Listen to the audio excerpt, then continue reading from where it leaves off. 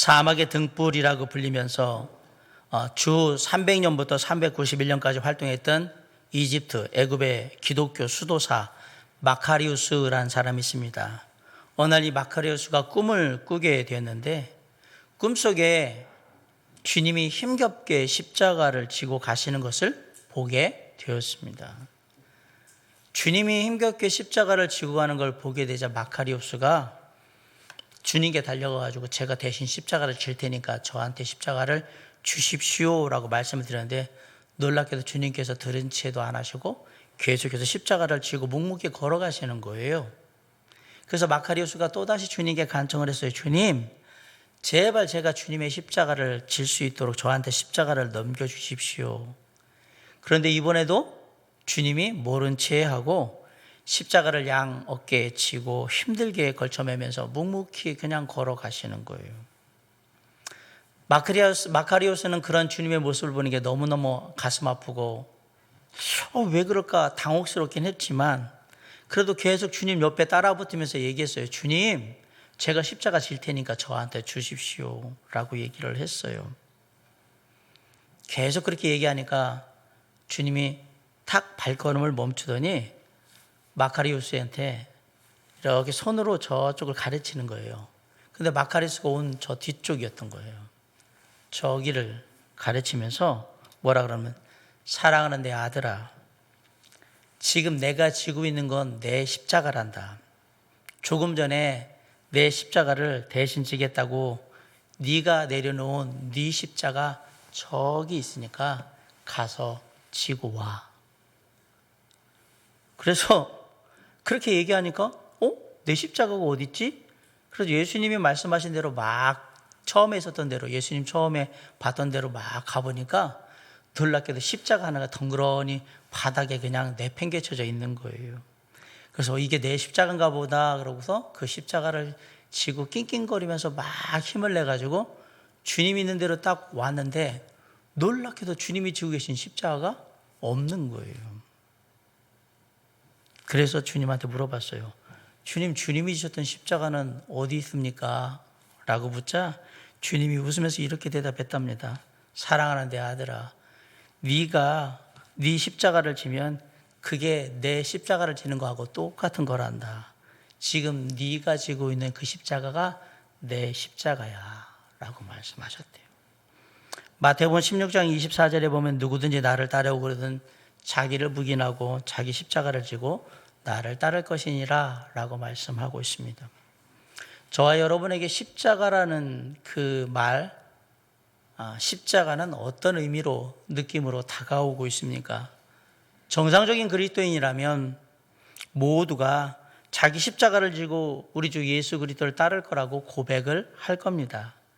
그만큼 십자가는 신앙의 핵심이 되는 중요한 주제이기도 합니다. 오늘 본문에 보면 우리 믿는 자들이 늘 기억하고 함께 지고 가야 할 십자가에 대한 얘기가 나오고 있는데요. 과연 어떤 십자가들이 있을까요? 제일 먼저 우리가 볼 수 있는 십자가는 억지로 진 십자가입니다. 21절로 22절 우리 다시 한번 읽어봅시다. 자, 21절로 22절 시작. 마침 알렉산더와 루포의 아버지인 구레네 사람 시몬이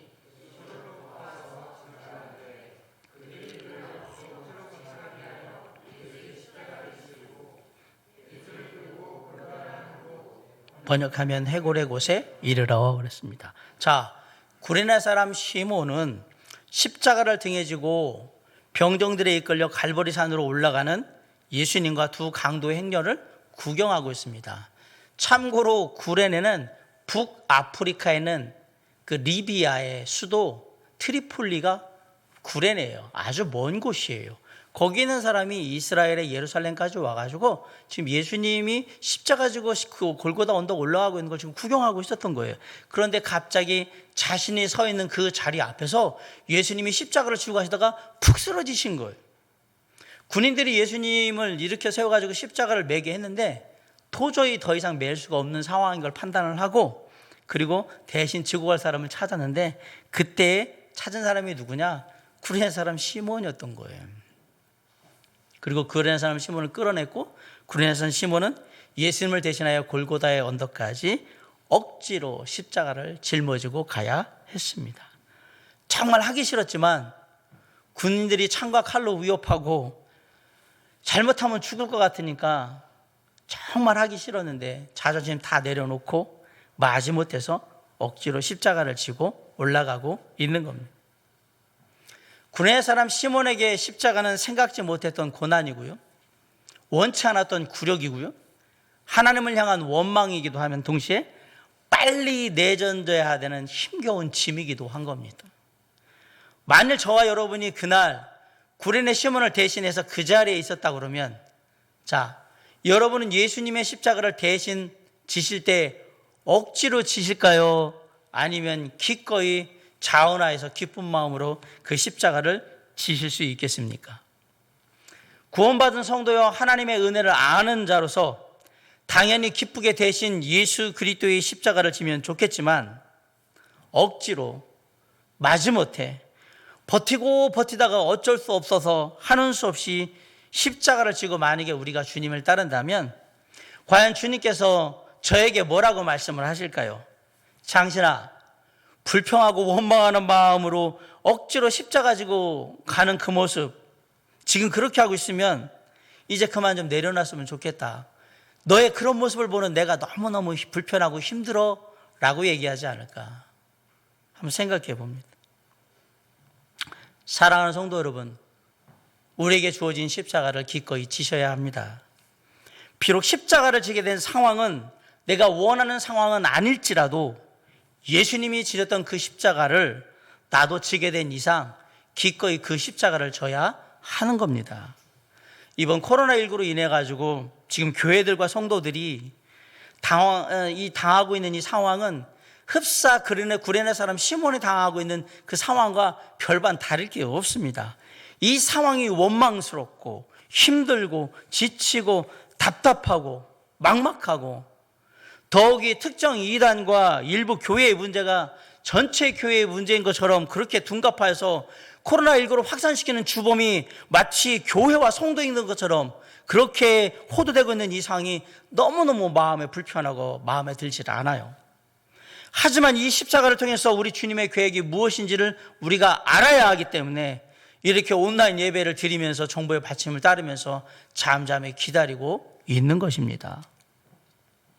이곳에 우리가 그럼에도 불구하고 기꺼이 주님의 십자가를 지는 이곳에 주님의 도우심과 인도하심이 함께 하실 것입니다. 구레네 사람 시몬이 진 십자가는 분명히 억지로 진 십자가였습니다. 그러나 그로 인해서 놀라운 반전이 일어나게 됩니다. 사도 바울이 로마서를 정리하면서 아주 의미 있는 글 하나를 남기게 돼요. 로마서 16장 13절에 보면 주 안에서 택하심을 입은 루포와 그의 어머니에게 문안하라. 그의 어머니는 곧 내 어머니니라 라고 얘기를 합니다.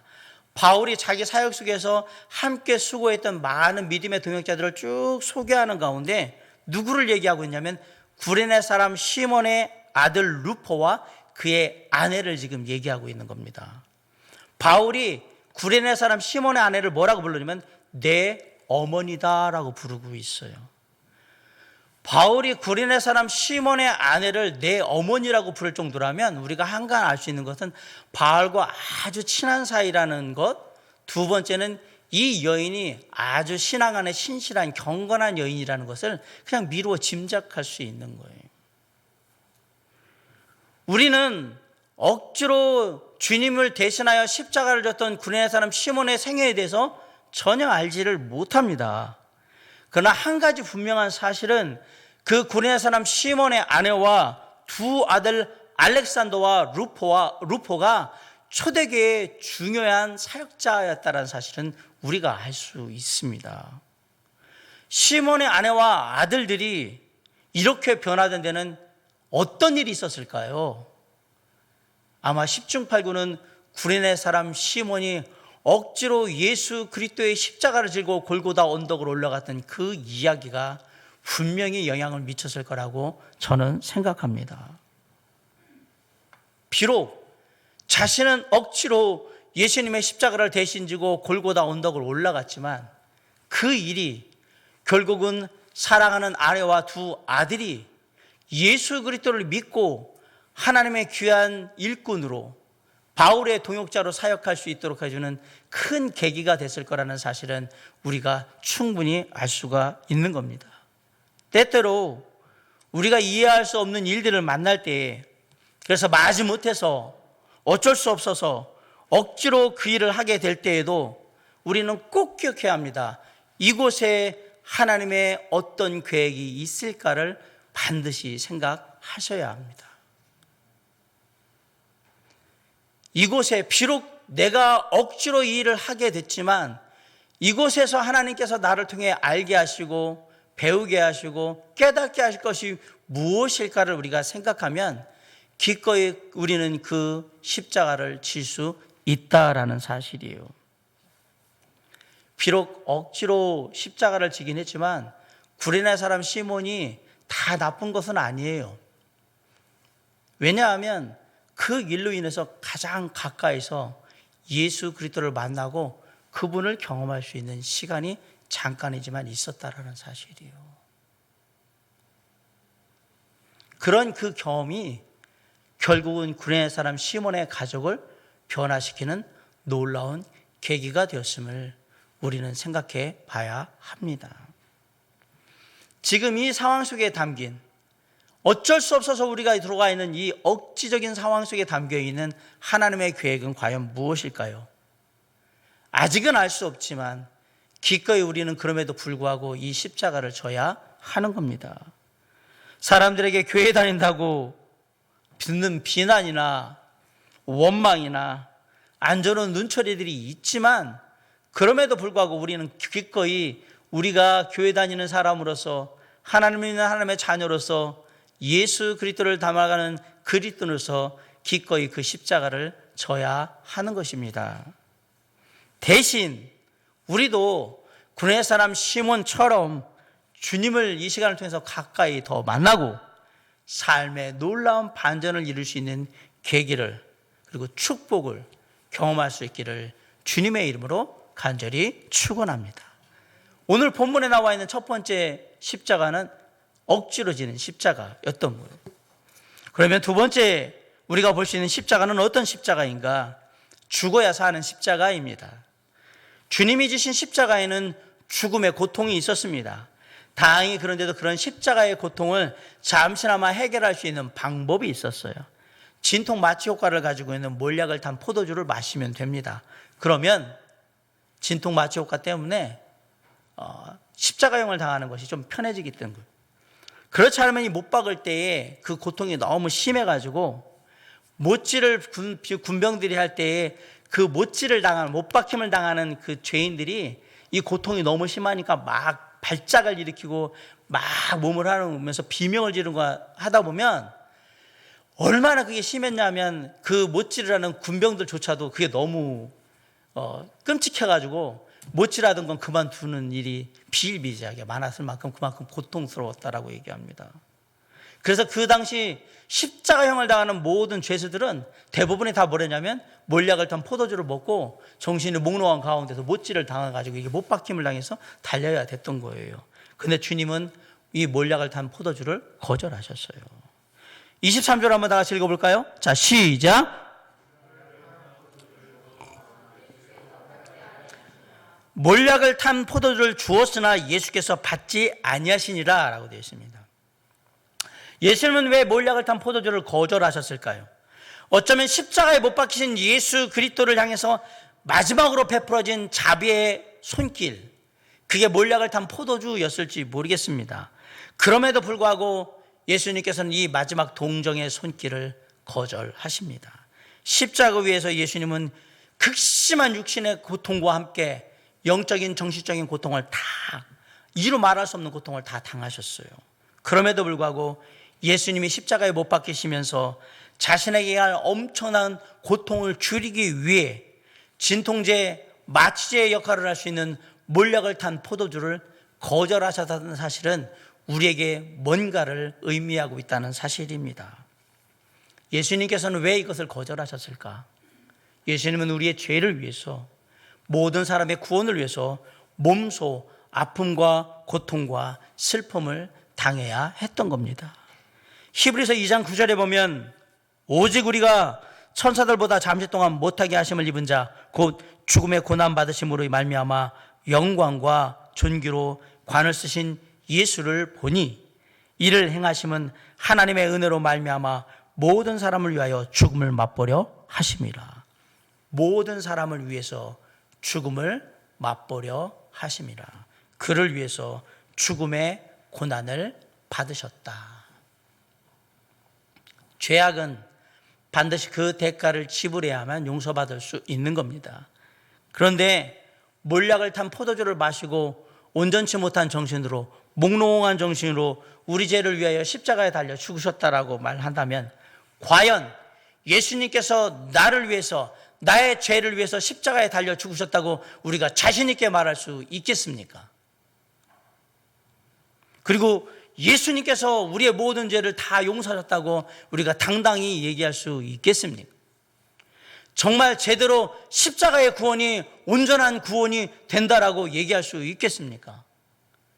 예수님이 정신이 몽롱한 가운데서 요즘 세상에서 회자되는 프로포폴 맞듯이 그렇게 해서 정신이 다 나간 상태에서 그래서 십자가에 달려 그렇게 해서 죄를 대신했다면 우리가 그분이 우리의 죄를 위해서 돌아가셨다고 얘기할 수 있겠냐라는 사실이에요. 십자가의 구원은 오롯이 모든 고통을 다 감내해야 하는 그런 구원인 겁니다. 그리고 반드시 온전한 가운데 이루어져야 되는 구원이 바로 십자가의 구원인 것입니다. 그래서 진통 마취제를 구하지 않았고요. 있는 그대로 모든 고통을 다 당하셨던 거예요. 그리고 사람들이 얘기를 해요. 십자가에서 내려오면 믿겠다고. 하지만 주님은 그 고통스러운 십자가에서 내려오실 수가 없는 거예요. 친히 나무에 달려 그 몸으로 우리의 죄를 다 담당하시기까지 주님은 그 고통스러운 십자가에서 그대로 계셔야 하는 거예요. 언제까지? 우리의 구원을 온전히 다 이뤘다라고 선언할 수 있을 때까지. 그래서 하나님께 나아갈 수 없도록 막혀있던 성전의 휘장이 위로부터 아래까지 찢어짐으로 말미암아 구원의 세계를 여시는 그 순간까지 예수님은 십자가에서, 고통의 십자가에서 내려오실 수 없었던 겁니다. 주님의 십자가는 온전히 죽어야 내려올 수 있는 십자가, 죽어야 사는 십자가였던 겁니다. 모든 고통과 죄악의 저주를 다 받으신 후에야, 우리의 구원을 완전히 완성하신 후에야 내려올 수 있는 십자가, 그게 바로 우리 주 예수 그리스도의 죽어야 사는 십자가인 거예요. 너무 죄송하고도 너무 감사하면서도 주님이 십자가에서 죽으셔야 내가 살고 여러분이 살 수 있는 거였던 겁니다. 주님의 십자가는 주님이 죽어야 우리가 살 수 있는 십자가인 것입니다. 그런데 나의 십자가는 내가 죽어야 예수 그리스도가 사는 십자가인 거예요. 갈라디아서 2장 20절에 내가 그리스도와 함께 십자가에 못 박혔나니 그런즉 이제는 내가 사는 것이 아니오 오직 내 안에 그리스도께서 사시는 것이라. 이제 내가 육체 가운데 사는 것은 나를 사랑하사 나를 위하여 자기 자신을 버리신 하나님의 아들을 믿는 믿음 안에서 사는 것이라 라고 말씀하셨습니다. 갈라디아서 5장 24절에는 그리스도 예수의 사람들은 육체와 함께 그 정욕과 탐심을 십자가에 못 박았느니라. 내가 죽는 것, 나의 자아를 십자가에 못 박는 것은 오직 주님이 기뻐하시는 삶의 열매를 맺기 위해서 하는 거예요. 오늘 나를 십자가에 못 박는 것은 내 안에 예수 그리스도가 계시다는 것을 우리가 나타내는 것입니다. 빌립보서 3장 8절로 9절에 또한 모든 것을 해로 여김은 내 주 예수 그리스도를 아는 지식이 가장 고상함으로 인함이라. 내가 그를 위하여 모든 것을 잃어버리고 배설물로 여김은 그리스도를 얻고 그 안에서 발견되려 함이라 라고 얘기했습니다. 오늘 내가 십자가에 나의 자아를 못 박았다라는 사실은 내 안에 예수 그리스도가 살아 역사하신다는 얘기예요. 아울러 오늘 내가 십자가를 진다는 얘기는 예수 그리스도의 생명이 내 안에 있다라는 얘기입니다. 고린도서 4장 10절에 보면 우리가 항상 예수 죽은 것을 몸에 짊어짐은 예수의 생명도 우리 몸에 나타나게 하려 하심이라 라고 했습니다. 사랑하는 성도 여러분, 예수님의 십자가는 죽어야 사는 십자가였던 거예요. 우리도 죽어야 사는 십자가를 기꺼이 지셔야 합니다. 내가 죽어야 주님이 욕을 먹지 않고 주님의 몸된 교회도 사는 겁니다. 가정에서 내가 십자가를 져야 가정도 살아나는 거예요. 직장에서, 학교에서, 이웃에서 내가 죽어야 그들이 살아나요. 지금 내가 십자가에 못 박혀 죽어 있다면, 정말 주님과 함께 십자가에 못 박혔다면 사람들의 칭찬, 명예, 내 자존심, 내가 받는 대우, 그런 건 별로 중요하지는 않을 겁니다. 주님이 그런 거 생각하면서 십자가에 달리셨을까요? 잘 생각해 보십시오. 정말 내가 주님과 함께 십자가에 못 박혀 죽은 자가 맞는가? 지금 주변에서 예수 믿는 사람들에게, 교회 다니는 사람들에게 들려오는 혹독한 비난과 조롱과 원망에 대해서 어떻게 하고 계십니까? 성질 내고 계십니까? 아니요. 내 자아는 죽어야 하는 겁니다. 사람들에게, 우리에게, 믿는 자들에게 보이는 그 불친절하고 무례한 그런 모습에 대해서 내 성격을 나타내면서 막 뭐라고 하고 있다면 나는 아직 안 죽은 거예요. 우리의 혈육의 모습, 육신의 모습을 십자가에 못 박아야 합니다.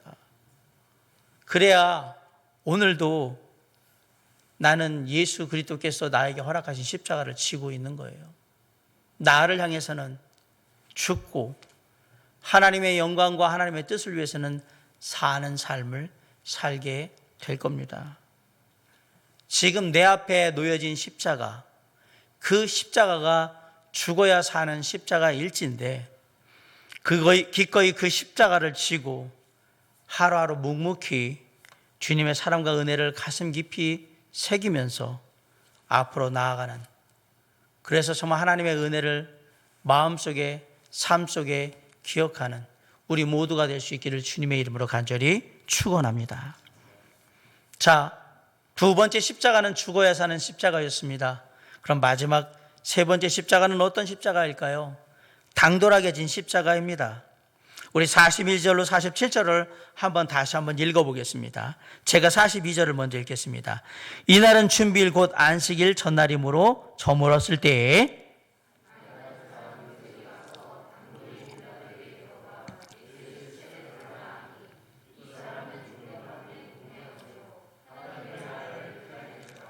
빌라도는 예수께서 벌써 죽었을까 하고 이상히 여겨 백부장을 불러 죽은 지가 오래냐 묻고, 요셉이 세마포를 사서 예수를 내려다가 그것으로 싸서 바위 속에 판 무덤에 넣어두고 돌을 굴려 무덤문에 놓음에,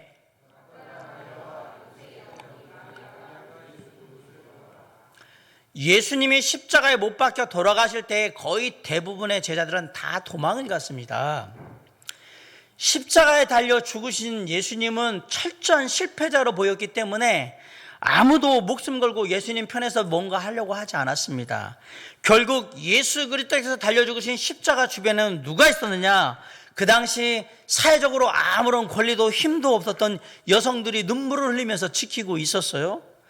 바로 그렇게 철저히 실패한 것처럼 보이는 그 순간에 아무도 나서지 않는 때에 나서서 자신이 예수님의 제자라고 밝히면서 예수님의 시신을 수습해 가겠다고 한 사람이 있었습니다. 그 사람이 바로 아리마대 요셉입니다.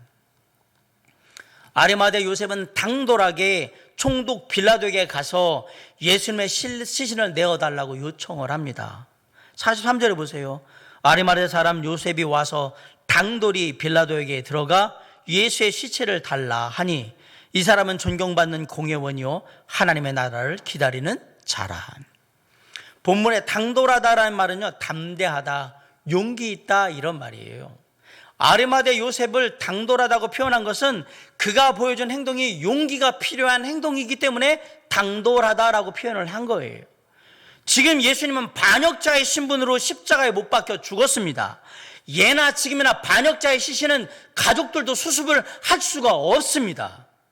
그런 상황에서 예수님의 시신을 내어달라고 요청한 것은 스스로 자신이 반역자의 제자라고 공개하는 일이 되기 때문에 용기가 필요했다라는 사실이에요. 잘못하면 아리마대 요셉 자신도 예수님과 똑같이 반역자로 몰려서 죽을 수도 있어요. 그런데도 불구하고 아리마대 요셉은 담대하게 예수님의 시신을 빌라도에게 달라고 요청하고 있는 거예요. 누군가 나서서 이런 아리마대 요셉의 행동에 시비를 건다면 지금의 국회의원과 같은 게 공회의원인데 그 높은 지위를 곧바로 잃어버릴 수도 있습니다. 지금까지 쌓아왔던 모든 권세, 명예, 재물 한순간에 다 잃어버릴 수 있습니다. 4월 15일 날 총선이 있는데 우리가 잘 알잖아요. 정치인들이, 국회의원들이 그거 한 번 더 해먹으려고 어떻게 하고 있는지. 그거를 노라고 얘기한다 그러면. 근데 지금 아리마대 요셉이 얘기하잖아요. 내가 목숨을 걸고 그런 거 다 상관없이 내가 예수 그리스도의 시신을 받겠다고 얘기하는 거잖아요. 자신이 가진 것을 다 잃을지도 모르는데 그럼에도 불구하고 자신이 예수 그리스도의 제자인 것을 밝히면서 지금 시신을 달라고 요청하는 이런 아리마대 요셉의 모습은 빌라도가 볼 때, 세상 사람들이 볼 때는 당돌한 신앙인 거예요. 그리고 예수님이 볼 때는 용기 있는 신앙인 겁니다. 그런데 놀랍게도 이 아리마대 요셉의 당돌함은 또 다른 용기를 낳았습니다. 요한복음 19장 39절을 보면 우리에게 아주 친숙한 사람이 한 사람 또 등장을 합니다. 이 예수께 밤에 찾아왔던 니고데모도 모략과 침향 섞은 것을 100리트라쯤 가지고 온지라. 바로 자신의 공회원의 신분이 노출될까 두려워서 밤중에 예수님을 만나러 왔던 니고데모가 나온 거예요, 지금.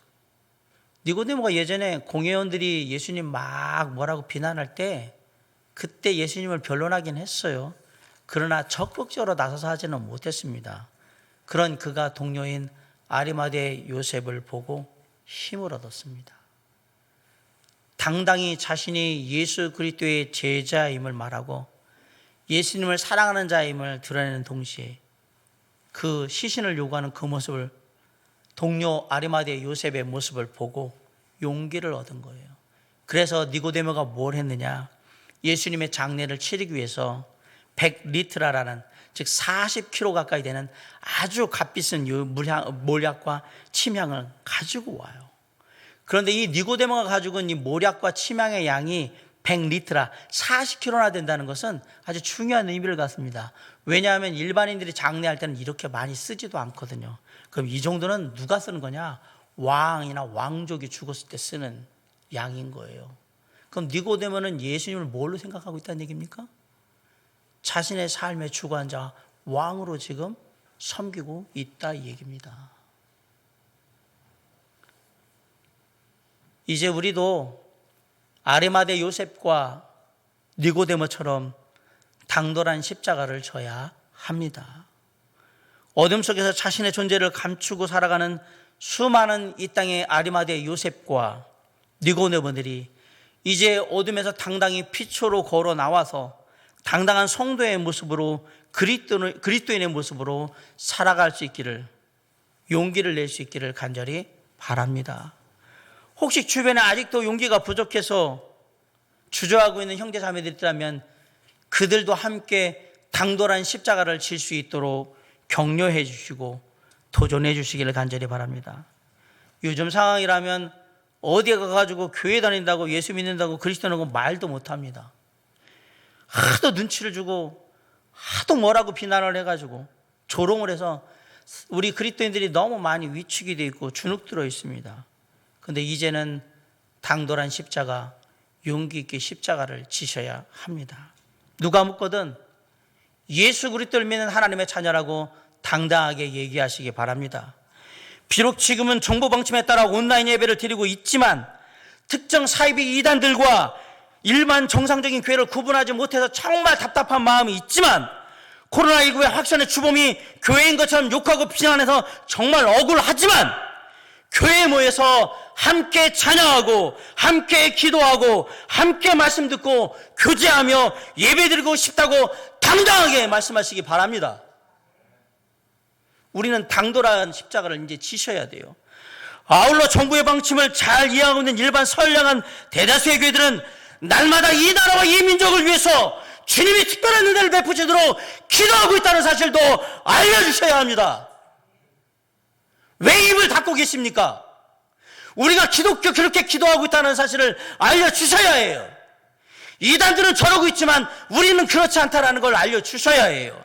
빨리 이 사태가 끝나서 모든 국민이 일상의 삶으로 회복하게 할 수 있도록 간절히 기도하고 있다고 말해주셔야 합니다. 코로나19 확산의 방지를 위해서, 치료를 위해서 불철주야 애쓰고 있는 의료진과 관계 공무원들과 자원봉사자들고요, 그들이 모두 건강하고 힘을 잃지 않고 끝까지 그 일을 감당할 수 있도록 특별히 기도하고 있다고 얘기해 주셔야 합니다. 이게 우리가 져야 되는 당돌한 십자가인 거예요. 생업의 큰 타격을 입고 있는 소상공인들, 자영업자들, 기업들이 이 위기를 잘 극복하고 다시 일어설 수 있도록 실질적인 기회와 도움을 주님이 주실 수 있기를 간절히 기도하고 있다고 말해 주어야 합니다. 그래서 이 기약이 없는 어려운 상황 속에서도 아리마다 요셉과 니고데모처럼 용기를 내어서 내게 주어진 십자가를 지고 당당히 나아갈 수 있기를 간절히 바랍니다. 사랑하는 성도 여러분, 예수 믿는 게 죄진 거 아니에요. 교회 다니는 게 잘못된 거 아니에요. 내가 이 나라를 위해서 기도하는 거 잘못된 거 전혀 아니에요. 거기에 주눅질지 마세요. 그들이 우리의 인생을 살지도 않고 그들이 우리의 신앙을 보태주지도 않습니다. 오히려 우리는 더 많이 기도하고 있고 더 간절히 이 나라와 이 민족들을 위해서 함께하고 있다는 사실을 알려주셔야 해요. 왜 사람들이 욕한다고 내가 예수 믿는 것, 교회 다니는 거 얘기를 안 하고 하나님 섬긴다는 얘기를 왜 안 합니까? 우리가 신천지입니까? 우리가 만민중앙교회 성도들입니까? 아니거든요. 일부의 교회 일탈이 우리의 것까지 생각하지 마세요. 하나님의 자녀답게 주변의 사람들에게 주님의 크신 위로와 격려가 함께 할 수 있도록 그들을 위해서 기도해 주시고 격려해 주시고 위로의 말을 전해 주시고 함께 하시기 바랍니다. 내가 정말 같이 기도하겠다. 정말 빨리 회복되길 바라고 좋은 상황으로 갈 수 있기를 바란다. 걱정이 많을 텐데 함께 기도해 줄게 라고 얘기하셔야 돼요. 주님이 우리에게 허락하신 특별한 사랑과 기도를 전해 주셔야 합니다. 지금은 숨길 때가 아닙니다. 그래서 서로를 격려하고 위로하고 세우는 당돌한 십자가를 우리가 져야 한다라고 말씀드립니다. 이제 말씀 마칠게요. 사도 바울이 이렇게 고백합니다.